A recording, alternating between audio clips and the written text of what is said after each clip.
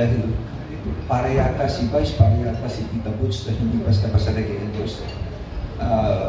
Ano siya, talagang very meticulous namimili. Kaya I'm very thankful for that. Isipin mo, 16 million views. So I think it's close to 17 million views ang kanyang page.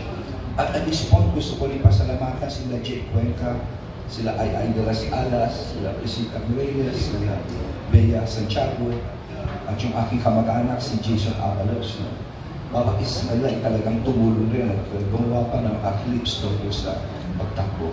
So, Vice, maraming salamat sa ginawa mo. It's a simple one, 30-second, but very catchy. Nagulat din ako. Very catchy, pero yung sandaling segundo yun, it caught a lot of attention. Parang tinigyan ako ng second look ng mga tao tuloy. Sinerch ako at tinignan ako kung sino ako. It really means a lot. Maraming salamat, Vice Ganda.